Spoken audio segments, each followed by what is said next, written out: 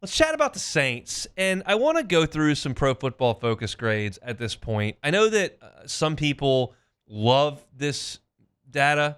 I know that some people kind of roll their eyes at it. I understand that. It's tough to please everyone all the time.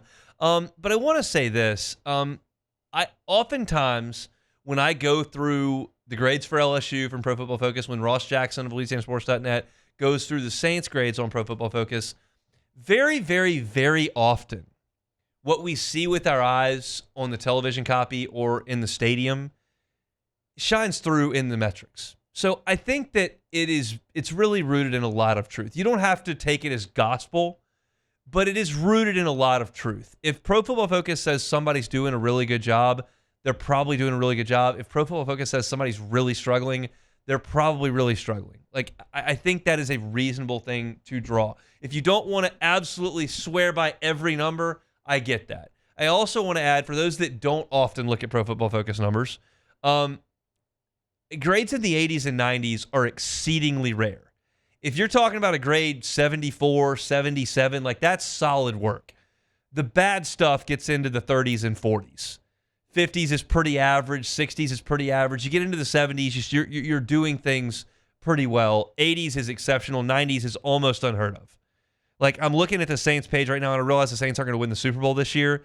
The highest grade on this entire page of defense is an 86, and that's Jonas Sankar's tackling, which we'll get to in a second. So that's a perspective on the scaling. If I tell you there's an 83, that's very good. If I tell you there's a 72, that's good work. If I tell you there's a 42, okay, that's a problem. So just so you understand, this is not like school where you really want to get a 96. Nobody gets a 96. That doesn't happen in the Pro Football Focus grading scale. So just to set that expectation, now I want to talk about some of the really encouraging things I have seen with the New Orleans Saints. Like, look at the highest rated defensive player on the Saints team through 2 preseason games. It's Jalen Ford, who you took with a 5th-round pick out of Texas. And he's played 53 snaps. He's done an excellent job on run defense, 80.5, a great grade. Good job in coverage, 77.5. And then, obviously he had the interception. He's been very good. And these are the kind of hits that you need from the late part of your draft when you're trying to rebuild. I think Jalen Ford has had a really nice go of it. The number 2 pick on this has played 93 snaps in 2 games. That's a lot of sample size for Jonas Sankar. And he's an 80.9 overall grade, an 86.3 in terms of his tackling. That is a guy in the first year, a 3rd-round pick out of Virginia, a guy that you took. You knew Tyrann Mathieu was aging, didn't know he was going to retire at the time, knew he was aging. You did bring in a free agent at the position, but Sankar looks the part, man. I am excited about what he could be in the secondary. That's a guy that has played really, really good football.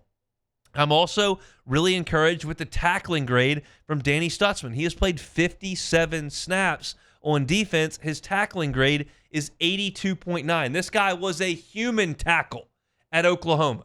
He was making every play for years for that Sooners defense. And you hope that would translate. And you brought him in the middle rounds. I thought maybe a little bit limited athletically, but very productive. That productivity is leaking over to the preseason. If you saw Matt Moscona on Twitter on Sunday at watching the Saints game, like, he believes Stutzman is a future starter, and I can see that. You got DeMario aging out of the league at some point. Father Time will win that battle at some point. I don't know when it is. It will happen. Maybe he's another Pro Bowler this year. That'd be great. But Father Time will win that eventually. You need some guys behind him. Jalen Ford, Danny Stutzman, really good work from those guys on the defensive side of the ball early on. And then another one that really jumped off this page at me as I was kind of scanning and looking, Quincy Riley, who you took this year in the draft, has been involved in 49 coverage snaps in the preseason. That's a big sample size, 49 coverage snaps. His coverage grade is 70.5. That is good. That is a solid coverage grade for Quincy Riley. I'm excited about the prospect of some of these young Saints defenders and the way that they're being graded on tape. I get it. Some of this work is being done against guys who are going to get cut by the Chargers, going to get cut by the Jaguars. But some of it's not. Some of it's on some guys that are going to make the team. And you can only work against the guys they're putting you out there against. And because you do a good job against a guy who might be a practice squad player doesn't mean you can't cover the guy who is a starter in 3 weeks. It just means you're doing a good job on the guy that you're being asked to cover. So I'm excited about some of the young players on that defense. Now let's talk about the offensive side, because there are some other guys that are young on offense that I really like what I've seen. Taliese Fuaga, a little bit of a limited sample size, just 27 snaps. 27 snaps. Sorry for an offensive lineman slip of the tongue there. 27 snaps, run block, 88.9. 88.9. Now, it's only 10 run blocking snaps. It is a small sample size. But we know that a lot of these young Saints offensive linemen are better or more suited to getting behind their pads and running the ball. Trevor Penning comes to mind. Fuaga certainly comes to mind. You move him over to the right side, he can be a mauler over there. I like what I've seen from him. That's very, very good news from him. How about Spencer Rattler? His grade on Pro Football Focus right now, 71.4 overall. That is very good. By the way, Fuaga, highest graded player on the Saints offense in its totality. Rattler's number 3 at this point. That is good news. Trevor Penning, I realize he got hurt, but he played 20 snaps. His pass block grade as a guard, solid work.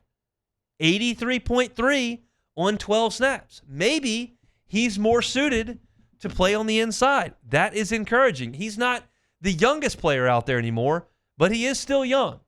And at this point, I don't think Trevor Penning is going to command a massive amount of money next year. So if he is making strides, that could be a guy that you can keep in the fold. And the last guy I want to talk about here is Kelvin Banks, who has been in there for 23 pass blocks reps, and his grade is a sparkling 88.1 as a pass protector at left tackle. That is excellent work. Excellent. 88 is excellent. So there are some young players who are doing some good things. And I'm going to try to continue to harp on that. And you know what it may have to come from? Pro Football Focus. Because the stat sheet is not going to tell me how well Quincy Riley covered on a play where they don't throw it his way. The stat sheet is not going to tell me what Trevor Penning's pass blocking sets look like. Like, sometimes the instant replay will, but Pro Football Focus will. And I feel like I'm going to spend more time harping on the development of some of these guys with these grades as opposed to, hey, now it's October the 23rd. What's the Saints' record? I don't know what it's going to be. It's probably not going to be very good. But if it's not very good, and Kelvin Banks' grades are good, and Taliese Fuaga's grades are good, and Quincy Riley's grades are good, and Danny Stutzman gets on the field, and Jonas Sankar gets out on the field, and their grades are good, and you're starting to see some young guys, despite the fact that maybe quarterback is not as developed as everybody else in the league, and maybe you're not winning games because of that, because it's the most important position on the field, but some of these younger guys off the ball are doing some things that are very encouraging. That may be the best way to digest this Saints season.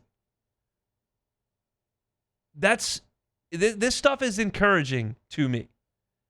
And it's the only way to get yourself out of this mess. The Saints cannot spend their way out of this mess. You cannot free agent your way out of this mess. You draft your way out of the mess. And Jalen Ford's a draft pick, and Jonas Sankar's a draft pick, and Danny Stutzman's a draft pick, and Quincy Riley's a draft pick, and Taliese Fuaga's a draft pick, and Kelvin Banks a draft pick. These are the guys that have to turn the corner one time or another for the Saints to regain their footing and make a push in the NFC. That is not going to come this September, in my estimation, but you're making steps toward it. And I'm choosing to look at some positive things. And this is a season where digging for positives, I think, is going to be acceptable. There are some times where it's a zero-sum game. You must win. Dennis Allen last year, September, October, like, this is zero-sum. You've got a veteran quarterback. You've got the coaches you wanted to put in place. You got to go get this done, and he didn't. So that's when you get upset, you get angry, you get cranky, and you criticize. If we're going to talk about the same, like, in this market right now in Baton Rouge, like, LSU's in a zero-sum game this year. I don't care if guys play well and you lose 4 games. That's not good enough. The Saints aren't in that position this year. The Saints are in a position to develop, to get young guys experience, to have those guys improve, hopefully see those Pro Football Focus grades tick up a notch, and see what wins and losses happen and get ready for the next year. But I think through 2 preseason games, there's been some really quality play by some young Saints at this spot, and I'm encouraged by that. Let's hope it continues coming up this weekend against Denver, and we'll see what the season has to hold for the black and gold coming up. If you're looking for Saints coverage, LouisianaSports.net, Ross Jackson does an awesome job and has you covered there. Also, Hunt on Saints. Subscribe to the channel. We appreciate it. It'll get your Saints coverage right there to your homepage every single day. We've got a video every single day that pops up on Hunt on Saints. So go check that out on YouTube or wherever you find your podcast. Hey, it's Hunt. Thanks for watching Hunt on Saints. Before you leave, help us out a little bit. Hit that like button, leave your comments in the section below, and hit that subscribe button so you get all our content right here from Hunt on Saints. We'll see you next time.